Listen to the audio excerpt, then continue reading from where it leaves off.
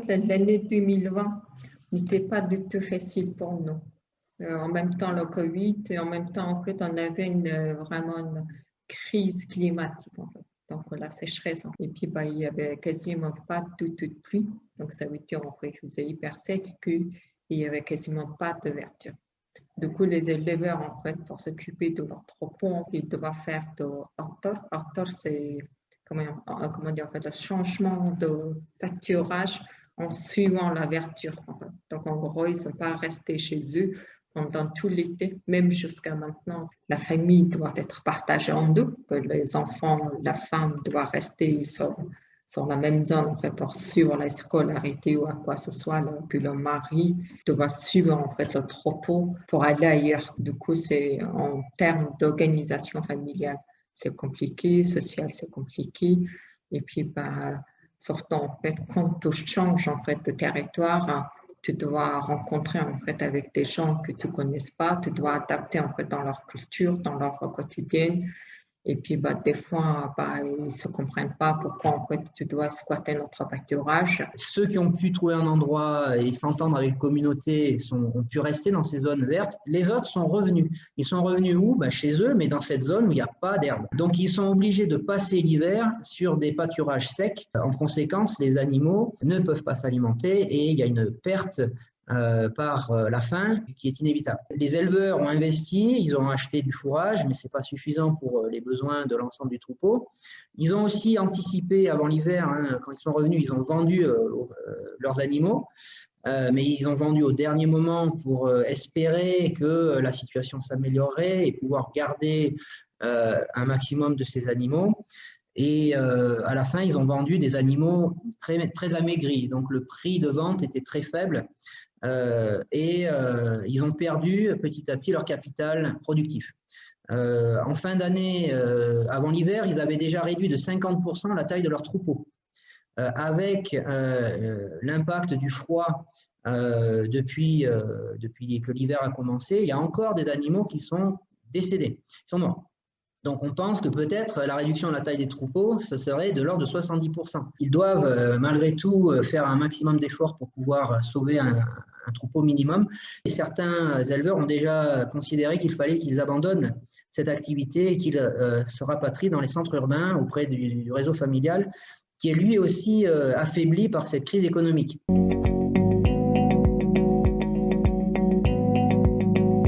À partir des années 2000, il y a eu le Cachemire s'est développé. Et à ce moment-là, les éleveurs se sont spécialisés dans la chèvre à Cachemire. Et comme les besoins étaient importants pour pouvoir avoir une vie décente, ils ont augmenté la taille de leur troupeau.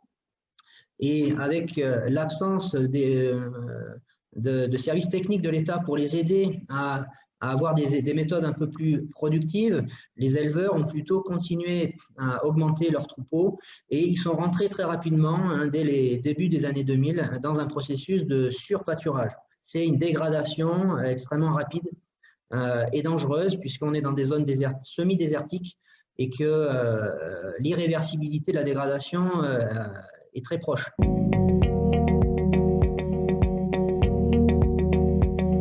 L'idée, c'était de passer d'un marché aveugle à un marché intelligent en proposant aux éleveurs d'adopter des bonnes pratiques, des pratiques écologiques, mais qui passent nécessairement par une réduction de la taille de leur troupeau, et cela impactant leurs revenus, de proposer une compensation financière par le marché dès lors qu'ils respectent un cahier des charges. Et le projet donc, a mis ça en place, et les coopératives se sont constituées, ils se sont regroupés en union, et ont proposé du coup sur les marchés du cachemire certifié durable. L'union a réussi à trouver des clients pour payer une prime à ce cachemire certifié et compenser à ce moment-là tous les efforts des éleveurs. On a un très grand territoire, des éleveurs étaient éloignés de l'un et l'autre en fait. La création de coopératives, ça permet en fait aux éleveurs de socialiser entre eux en fait. C'est 5 coopératives avec qui on travaille depuis la création de projet, 1500 éleveurs environnement. Nous avons créé en fait plusieurs groupements d'usagers de pâturage. Cela en fait permet en fait aux éleveurs d'échanger quotidiennement qu'est-ce qu'on peut faire ensemble en fait pour protéger en fait notre pâturage.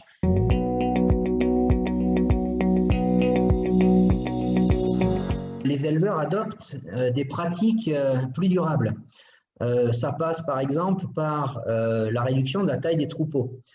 Ça passe aussi par compenser cette réduction par des méthodes plus productives avec une meilleure gestion de la génétique de leurs animaux pour que la qualité de leurs produits soit améliorée, que la valeur soit améliorée. Aussi un programme en alimentation animale pour que les animaux soient plus résilients. On les amène petit à petit vers des stratégies d'élevage plus qualitatives. Et puis aussi, il y a un programme en santé animale, que les animaux soient mieux diagnostiqués, qu'ils aient accès à des soins. Donc, on est aussi sur des exigences d'une gestion plus durable de leur pâturage, avec des rotations qui permettent au pâturage de se reposer d'une année à l'autre, avec aussi des méthodes de suivi et évaluation qui vont leur permettre de voir l'impact de leurs pratiques sur la santé, sur leur pâturage. La certification regarde aussi la manière dont les profits générés par la coopérative sont répartis équitablement au sein de la coopérative. Là aussi, si l'ensemble de ces pratiques sont appliquées, à terme, la pression sur les pâturages sera réduite.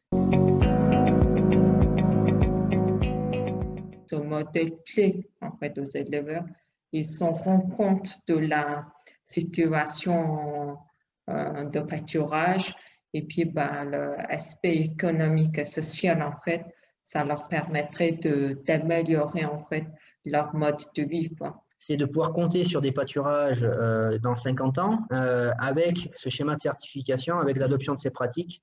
On considère que les pâturages pourront être améliorés et stabilisés tout au moins, et le mode de vie d'élevage, d'éleveurs nomades de ces éleveurs-là pourra être préservé. Parce que le mode de vie des éleveurs, c'est la Mongolie, quoi. En fait, on ne peut pas imaginer la Mongolie sans l'élevage.